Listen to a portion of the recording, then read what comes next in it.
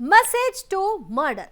ಈ ಒಂದು ಇಡೀ ಕೃತ್ಯದ ಇಂಚಿಂಚು ಮಾಹಿತಿ ಪಬ್ಲಿಕ್ ಟಿವಿಯ ಬಳಿ ಇದೆ. ಸಂಪೂರ್ಣವಾಗಿ ಇದು ಬಹಿರಂಗವಾಗಿದೆ. ಏನೆಲ್ಲ ನಡೀತು ಆ ಮೆಸೇಜ್ನಲ್ಲಿ, ಆ ಮೆಸೇಜ್ನಿಂದ ಹೇಗೆ ಆತನನ್ನ ಪತ್ತೆ ಹಚ್ಚಿದ್ರು, ಆತನನ್ನ ಕಿಡ್ನಾಪ್ ಮಾಡಿದ್ರು, ನಂತರ ಕೊಲೆಗಾಗಿ ಶೆಡ್ಗೆ ಕರೆತಂದ್ರು, ಇದರಲ್ಲಿ ಯಾರೆಲ್ಲ ಭಾಗಿಯಾದ್ರು ಅನ್ನುವಂತಹ ಸಂಪೂರ್ಣ ಮಾಹಿತಿ ಮೆಸೇಜ್ ಟು ಮರ್ಡರ್. ಜೂನ್ 8ರಿಂದ ನಡೆದಿದ್ದೆಲ್ಲ ಬಾಯ್ಬಿಟ್ಟಿದ್ದಾಳೆ ಪವಿತ್ರ ಗೌಡ. ಜೂನ್ 8ನೇ ತಾರೀಕು ಏನೆಲ್ಲ ಆಯ್ತು ಅನ್ನುವಂತಹ ವಿಷಯವನ್ನ ತನ್ನ ಸ್ವಇಚ್ಛಾ ಹೇಳಿಕೆಯಲ್ಲಿ ಹೇಳಿದ್ದಾಳೆ. ಸ್ವಾಮಿಗೆ ಚಪ್ಪಲಿಯಿಂದ ಹೊಡೆದಿರೋದಾಗಿಯೂ ಕೂಡ ತಪ್ಪನ್ನ ಒಪ್ಕೊಂಡಿದ್ದಾಳೆ ಪವಿತ್ರ ಗೌಡ. A1 ಆರೋಪಿ ಪವಿತ್ರ ಗೌಡ ಈ ಕೇಸ್ನಲ್ಲಿ ಹೇಗೆ ಇನ್ವಾಲ್ವ್, ಎಲ್ಲಿಂದ ಆರಂಭ, ಪವಿತ್ರ ಗೌಡಳ ಪಾತ್ರ ಅನ್ನೋದನ್ನ ಗಮನಿಸಿದ್ರೆ ಚಾಟಿಂಗ್ನಿಂದ ಆರಂಭಗೊಳ್ಳುತ್ತೆ. ರೇಣುಕಾಸ್ವಾಮಿ ಅಶ್ಲೀಲ ಮೆಸೇಜ್ ಕಳಿಸಿದ ನಂತರದಲ್ಲಿ ಆತನ ಜೊತೆಗೆ ಸಲುಗೆಯಿಂದ ಮಾತನಾಡಿ ಆತನ ವಿವರಗಳನ್ನೆಲ್ಲ ಪಡ್ಕೊಳ್ಳೋದಕ್ಕೆ ಈಕೆ ಮತ್ತು ಪವನ್ ಇಬ್ರು ಕೂಡ ಪ್ರಯತ್ನಿಸ್ತಾರೆ. ಆ ನಂತರ ಆತನ ವಿಳಾಸವನ್ನ ಪತ್ತೆ ಹಚ್ತಾರೆ. ಆತನನ್ನ ಕಿಡ್ನಾಪ್ ಮಾಡಲಿಕ್ಕೆ ರಾಘವೇಂದ್ರ ಮತ್ತು ಇತರರಿಗೆ ಕುಮ್ಮಕ್ಕನ್ನ ಕೊಡ್ತಾರೆ. ಇದೆಲ್ಲದರ ಹೇಳಿಕೆಯನ್ನ ಆಕೆ ಕೊಟ್ಟಿದ್ದಾಳೆ. 8/6/2024 ದರ್ಶನ್ ನನಗೆ ಕರೆ ಮಾಡಿದ್ರು. ಕರೆ ಮಾಡೋ ಮೂಲಕ ಮಧ್ಯಾಹ್ನ 1ರಿಂದ 2 ಗಂಟೆ ಸಮಯ ಅದು. ದರ್ಶನ್ ನನಗೆ ಕರೆ ಮಾಡಿದಂತಹ ಸಂದರ್ಭ ಅದು 8ನೇ ತಾರೀಕು. ನಿನಗೆ ಮೆಸೇಜ್ ಮಾಡ್ತಿದ್ದ ಗೌತಮ್ ಎಂಬಾತನನ್ನ ಈಗ ಕರೆದುಕೊಂಡು ಬಂದಿದ್ದೀವಿ. ಆ ಗೌತಮ್ ಅನ್ನೋ ಹೆಸರಿನಲ್ಲಿ ರೇಣುಕಾಸ್ವಾಮಿ ಚಾಟ್ ಮಾಡ್ತಾ ಇದ್ದಿದ್ದು. ಅದನ್ನೇ ದರ್ಶನ್ ಹೇಳ್ತಾರೆ, ನಿನಗೆ ಮೆಸೇಜ್ ಮಾಡ್ತಿದ್ದ ಗೌತಮ್ನ ಕರ್ಕೊಂಡ್ಬಂದಿದ್ದೀವಿ, ನಮ್ಮ ಹುಡುಗರು ಕಿಡ್ನಾಪ್ ಮಾಡಿದ್ದಾರೆ ಅಂತ ಫೋನ್ ಮಾಡಿದ ಸಂದರ್ಭದಲ್ಲಿ ತಿಳಿಸಿದ್ದಾರೆ. ನಮ್ಮ ಹುಡುಗರು ಕಿಡ್ನಾಪ್ ಮಾಡ್ಕೊಂಡು ಬಂದಿದ್ದಾರೆ. ನಮ್ಮ ಮನೆಗೆ ದರ್ಶನ್, ವಿನಯ್, ಪ್ರದೋಷ್ ಎಲ್ಲರೂ ಕೂಡ ನನ್ನನ್ನು ಪಿಕ್ ಮಾಡೋದಕ್ಕೆ ಆ ದಿನ ಬಂದರು. ನಿನಗೆ ಯಾರು ಮೆಸೇಜ್ ಮಾಡ್ತಿದ್ದ ಆತನನ್ನು ಕಿಡ್ನಾಪ್ ಮಾಡಿದ್ದೀನಿ, ಆತ ಎಲ್ಲಿದ್ದಾನೆ ಅನ್ನೋದನ್ನ ನಿನಗೆ ತೋರಿಸ್ತೀವಿ, ಬಾ ಕರ್ಕೊಂಡು ಹೋಗ್ತೀನಿ ಅಂತ ಹೇಳಿ ಆ ದಿನ ದರ್ಶನ್, ವಿನಯ್, ಪ್ರದೋಷ್ ಒಂದು ಕಾರ್ನಲ್ಲಿ ಪವಿತ್ರ ಗೌಡಳ ಮನೆಗೆ ಹೋದ್ರಂತೆ.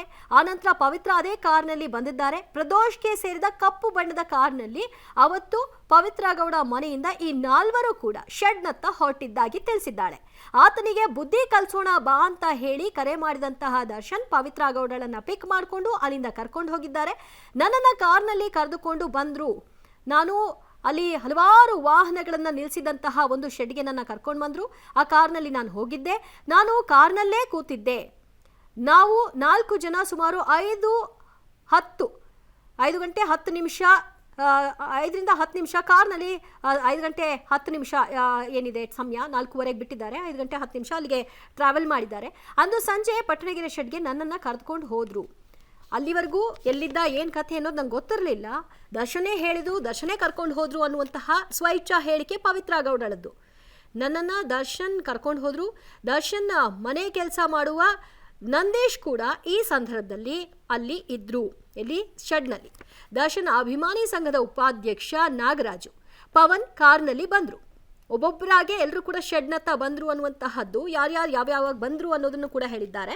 ಶೆಡ್ನಲ್ಲಿ ಟೀ ಶರ್ಟ್, ನೀಲಿ ಬಣ್ಣದ ಅಂಡರ್ವೇರ್ ಹಾಕಿದ್ದಂತಹ ಒಬ್ಬ ವ್ಯಕ್ತಿ ಇದ್ದ. ಆತ ಗೋಳಾಡಿಕೊಂಡು ಕ್ಷಮೆ ಕೇಳ್ತಾ ಇದ್ದ. ಇದಿಷ್ಟು ಕೂಡ ಪವಿತ್ರ ಗೌಡ ಸ್ವಇಚ್ಛಾ ಹೇಳಿಕೆ.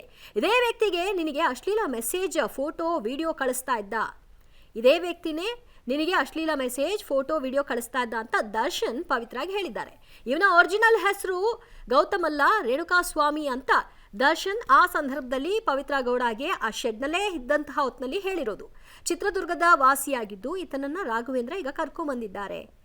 ಜಗದೀಶ್ ಇಟಿಯೋಸ್ ಕಾರ್ನಲ್ಲಿ ಕಿಡ್ನಾಪ್ ಮಾಡಿದ್ರು. ಇದೆಲ್ಲಾನು ಕೂಡ ಪವಿತ್ರ ಹೇಳಿರೋದು. ಯಾರ್ಯಾರು ಬಂದರು, ದರ್ಶನ್ ಪಾತ್ರ ಏನು ಎಲ್ಲ ಚಿತ್ರದುರ್ಗದಿಂದ ಕಿಡ್ನಾಪ್ ಮಾಡಿಕೊಂಡು ಬಂದಿರೋದಾಗಿ ದರ್ಶನ್ ತಿಳಿಸಿದ್ದಾರೆ. ರಾಘವೇಂದ್ರ ಮತ್ತು ಇತರರು ಕಿಡ್ನಾಪ್ ಮಾಡ್ಕೊಂಡು ಬಂದಿದ್ದಾರೆ ಅಂತ.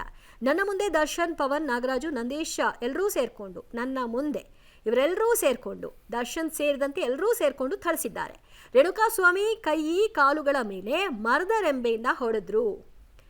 ದರ್ಶನ್ ಸ್ಟೇಟ್ಮೆಂಟ್ನ ಆಗಲೇ ನೋಡಿದ್ರಿ ಅಲ್ಲ ನೀವು. ದರ್ಶನ್ ಸ್ಟೇಟ್ಮೆಂಟ್ನಲ್ಲಿ ಪವಿತ್ರ ಗೌಡ ಬಗ್ಗೆ ಹಿಂಗೆ ಬಂದು ಹಂಗೆ ಹೋದ್ಲು, ಏನೂ ಇಲ್ಲ ಅನ್ನೋ ರೀತಿಯ ಸ್ಟೇಟ್ಮೆಂಟ್ ಇತ್ತು. ಆದರೆ ಆಕೆ ಕೊಟ್ಟಿರೋ ಸ್ಟೇಟ್ಮೆಂಟಲ್ಲಿ ದರ್ಶನ್ ಪಾತ್ರದ ಬಗ್ಗೆ ನೋಡಿ. ಇವನೇನಾ ಆ ವ್ಯಕ್ತಿ ಅಂತ ಕೇಳಿದರು. ನಾನು ಚಪ್ಪಲಿಯಲ್ಲಿ ಹೊಡೆದೆ, ರೇಣುಕಾಸ್ವಾಮಿಯ ಕಪಾಳ ತಲೆಗೆ ಹೊಡೆದೆ. ಎಲ್ಲಿಗೆ ಹೊಡೆದೆ ಅನ್ನೋದ್ರ ಬಗ್ಗೆಯೂ ಕೂಡ ಆಕೆ ಸ್ಪಷ್ಟವಾಗಿ ತನ್ನ ಸ್ವಇಚ್ಛಾ ಹೇಳಿಕೆಯಲ್ಲಿ ಹೇಳಿದ್ದಾಳೆ. ಆತನನ್ನು ಬಿಡಬೇಡಿ, ಸಾಯಿಸಿ ಅಂತ ಅಲ್ಲಿದ್ದವರಿಗೆ ನಾನು ಹೇಳಿದೆ. ಆಗ ಎಲ್ಲರೂ ಸೇರಿಕೊಂಡು ರೇಣುಕಾಸ್ವಾಮಿಗೆ ಹೊಡೆದ್ರು. ಅದರಲ್ಲಿ ದರ್ಶನ್ ಕೂಡ ಇದ್ರು ಅನ್ನೋದ್ರ ಬಗ್ಗೆ ಆಕೆ ಹೇಳಿದ್ದಾಳೆ. ಆಗ ದರ್ಶನ್ ನನಗೆ ಮನೆಗೆ ಹೊರಡುವಂತೆ ಸೂಚಿಸಿದರು. ಅವರೆಲ್ಲರೂ ಮನಸ್ಸೋ ಇಚ್ಛೆ ಮಾರಣಾಂತಿಕವಾಗಿ ಹಲ್ಲೆ ನಡೆಸಿದ್ರು. ಅವ್ರನ್ನ ಬಿಡಬೇಡಿ ಸಾಯಿಸಿ ಅಂತ ನಾನು ಹೇಳಿದೆ. ನಾನು ಒಂದೆರಡು ಏಟು ಹೊಡೆದೆ.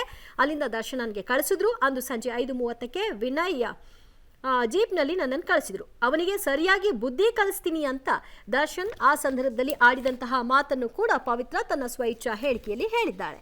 ಇದೆಷ್ಟನ್ನು ಕೂಡ ಗಮನಿಸ್ತಾ ಇದ್ರೆ ದರ್ಶನ್ ತನ್ನ ಸ್ವಇಚ್ಛಾ ಹೇಳಿಕೆಯಲ್ಲಿ ಪವಿತ್ರ ಗೌಡಳನ್ನ ರಕ್ಷಣೆ ಮಾಡೋದು ಕಾಣಿಸ್ತಾ ಇದ್ರೆ, ಪವಿತ್ರ ಗೌಡ ದರ್ಶನ್ನ ಸಿಕ್ಕಾಕ್ಸೋದು ಸ್ಪಷ್ಟವಾಗಿ ಕಾಣಿಸ್ತಾ ಇದೆ. ಓಕೆ, ನನ್ನ ಸಹೋದ್ಯೋಗಿ ಕ್ರೈಮ್ ಬ್ಯೂರೋ ಹೆಡ್ ಆಗಿರುವಂತ ಮುರಳೀಧರ್ ನನ್ನ ಸಂಪರ್ಕದಲ್ಲಿದ್ದಾರೆ. ಮುರಳಿ, ಈಗ ದರ್ಶನ್ ಮಾತ್ರ ಪವಿತ್ರ ಗೌಡ ರಕ್ಷಣೆಗೆ ಬಹಳ ಮುತುವರ್ಜಿಯನ್ನು ವಹಿಸಿಕೊಂಡು ಅದರಲ್ಲಿ ಹೇಳಿಕೆಯಲ್ಲಿ ಪವಿತ್ರ ಗೌಡ ಪರವಾಗಿ ನಿಂತ್ಕೊಂಡು ಮಾತನಾಡೋಂಗಿತ್ತು. ಬಟ್ ಪವಿತ್ರ ಗೌಡ ಇಲ್ಲಿ ಯಾವುದು ಕೂಡ ಮುತುವರ್ಜಿನ ವಹಿಸ್ದಂಗಿಲ್ಲ. ಏನಿದೆ ಇದ್ದಿದ್ದನ್ನ ಇದ್ದಂಗೆ ಹೇಳ್ದಂಗೆ ಇದೆ. ಅಂದರೆ ಯಾರ ಮುಲಾಜಿಗೂ ಯಾವುದಕ್ಕೂ ಕೂಡ ಬಗ್ಗದೇನೆ 4 ಜನ ಸೇರ್ಕೊಂಡು ನನ್ನ ಮುಂದೆನೆ ಹೊಡೆದ್ರು ಅಂತ ಹೇಳಿ, ಇದು ಎಷ್ಟರ ಮಟ್ಟಿಗೆ ಈಗ ಈ ಕೇಸ್ನಲ್ಲಿ ಪರಿಣಾಮವನ್ನ ಉಂಟು ಮಾಡುತ್ತೆ ಮುರಳಿ? ಖಂಡಿತವಾಗಿಯೂ ಅರುಣ್, ಯಾಕಂದ್ರೆ ಈ ಕೊಲೆ ನಡೆದಿರೋಂಥದ್ದೇ ಪವಿತ್ರದಲ್ಲಿದ್ದಂಥ ಮುನಿಸನ್ನ ಶಮನ ಮಾಡಲಿಕ್ಕೆ ದರ್ಶನ್ ಈ ರೀತಿಯ ಪ್ರಯತ್ನಗಳನ್ನ ಮಾಡಿರುವಂಥದ್ದು. ಈ ಪ್ರಯತ್ನಗಳನ್ನ ಮಾಡಿದಂಥ ಸಂದರ್ಭದಲ್ಲಿ ನಡೆದಂಥ ಹತ್ಯೆ ಇದು ರೇಣುಕಾಸ್ವಾಮಿ ಇದು ಅನ್ನೋದು ಸ್ಪಷ್ಟವಾಗಿ ಗೊತ್ತಾಗ್ತಾ ಇರೋಂಥದ್ದು. ಅಂದ್ರೆ ದರ್ಶನ್ ಸ್ವಇಚ್ಛೆ ಹೇಳಿಕೆ ಕೊಡೋ ಸಂದರ್ಭದಲ್ಲಿ ಪವಿತ್ರ ಗೌಡಳ ಮೇಲೆ ಯಾವುದೇ ರೀತಿಯ ಆಪಾದನೆಯನ್ನ ಮಾಡ್ಲಿಕ್ಕೆ ಹೋಗ್ಲಿ ಅಥವಾ ಆಕೆ ಈ ಕೃತ್ಯದಲ್ಲಿ ಭಾಗಿಯಾಗಿದ್ಲು ಅನ್ನೋದ್ರ ಬಗ್ಗೆ ಎಲ್ಲೂ ಕೂಡ ಸ್ಪಷ್ಟವಾಗಿ ಹೇಳಲಿಕ್ಕೆ ಮುಂದಾಗ್ಲಿಲ್ಲ. ಯಾಕೆಂದ್ರೆ ದರ್ಶನ್ ಹೇಳ್ತಾ ಇರೋಂಥದ್ದು ಪವಿತ್ರ ಗೌಡ ಬಂದ್ರು, ಆ ಸಂದರ್ಭದಲ್ಲಿ ಕಾರಲ್ಲಿ ಇದ್ದ ಸಂದರ್ಭದಲ್ಲಿ ಪ್ರದೋಷ್ಗೆ ಮತ್ತು ವಿನಯ್ಗೆ ಹೇಳಿದೆ ಆಕೆಯ ಕಾರಿನಿಂದ ಇಳಿಬೇಕು ಅನ್ನೋದ್ರ ಬಗ್ಗೆ ಮಾಹಿತಿಯನ್ನ ಕೊಟ್ಟೆ. ಆಕೆ ಬಂದು ಆದ ನಂತರ ಒಂದಷ್ಟು ಆಕೆಯ ಕೋಪ ಏನಿತ್ತು ಅದನ್ನ ತೀರಿಸಿಕೊಂಡು ವಾಪಸ್ ಹೊರಟೋದ್ರು ಅನ್ನೋದ್ರ ಬಗ್ಗೆ ಮಾತ್ರ ಉಲ್ಲೇಖವನ್ನ ಮಾಡಿರುವಂತದ್ದು. ಆಕೆ ಹಲ್ಲೆಯನ್ನು ಕೂಡ ಮಾಡಿರುವಂತದನ್ನ ಎಲ್ಲೂ ಕೂಡ ದರ್ಶನ್ ಉಲ್ಲೇಖವನ್ನ ಮಾಡಿಲ್ಲ, ಜೊತೆಗೆ ಪೊಲೀಸರ ಮುಂದೆ ಕೂಡ ಹೇಳಿಕೆಯನ್ನ ಕೊಟ್ಟಿಲ್ಲ. ಆದ್ರೆ ಪವಿತ್ರ ಗೌಡ ಕಂಪ್ಲೀಟ್ಲಿ ರಿವರ್ಸ್ ಆಗಿ ದರ್ಶನ್ ಮೇಲೆ ಎಲ್ಲಾ ರೀತಿಯ ಹೇಳಿಕೆಗಳನ್ನು ಕೊಟ್ಟಿರುವಂತದ್ದು. ಆತ ಹಲ್ಲೆ ಮಾಡಿರುವಂತದ್ದು ಇರ್ಬೋದು, ಅಲ್ಲಿ ತೆಗೆದುಕೊಂಡಂತ ವೆಪನ್ಗಳೇನಿತ್ತು ಮತ್ತು ಆಯುಧಗಳೇನಿತ್ತು ಅದನ್ನೆಲ್ಲ ಕೂಡ ಆಕೆ ಸಂಪೂರ್ಣವಾಗಿ ಬಿಚ್ಚಿಟ್ಟಿರುವಂತದ್ದು ಪೊಲೀಸರ ತನಿಖೆಯಲ್ಲಿ. ಅಂದ್ರೆ ಸ್ಪಷ್ಟವಾಗಿ ಗೊತ್ತಾಗ್ತಾ ಇದೆ ಅರುಣ್, ಯಾಕೆಂದ್ರೆ ಇಲ್ಲಿ ದರ್ಶನ್ ಪವಿತ್ರ ಗೌಡವನ್ನ ಉಳಿಸೋದಕ್ಕೆ ಪ್ರಯತ್ನವನ್ನ ಮಾಡಿದ್ರೆ ಪವಿತ್ರ ಗೌಡ ದರ್ಶನ್ನ ವಿರುದ್ಧವಾಗಿ ಅಡ್ವರ್ಸ್ ಆಗಿ ಹೇಳಿಕೆಗಳನ್ನ ಕೊಟ್ಟಿರುವಂತದ್ದು. ಸಂಪೂರ್ಣವಾಗಿ ಆತ ಇನ್ವಾಲ್ವ್ಮೆಂಟ್ ಇತ್ತು ಆತನ ಹತ್ಯೆಯಲ್ಲಿ, ಜೊತೆಗೆ ಆತನನ್ನ ಅಪಹರಣ ಮಾಡಲಿಕ್ಕೆ ಪ್ರಮುಖವಾದ ಕಾರಣವೇ ದರ್ಶನ್ ಅನ್ನೋದ್ರ ಬಗ್ಗೆನೂ ಕೂಡ ಅವರು ಹೇಳಿಕೆಯನ್ನ ಕೊಟ್ಟಿರುವಂತದ್ದು. ಯಾಕಂದ್ರೆ ಪಟ್ಟಣಗೆರೆ ಶೆಡ್ಡಿಗೆ ರೇಣುಕಾ ಸ್ವಾಮಿಯನ್ನ ಕರ್ಕೊಂಡು ಬಂದಿರಂತದೇ ಗೊತ್ತಿಲ್ಲ. ಆತನನ್ನ ನಾನು ಗೌತಮ್ KS ಅಂತಾನೆ ಅನ್ಕೊಂಡಿದ್ದೆ. ಆದ್ರೆ ದರ್ಶನ್ ಸಂಪೂರ್ಣವಾಗಿ ಆತನ ಮಾಹಿತಿಗಳನ್ನ ಕಲೆ ಹಾಕಿದ್ರು.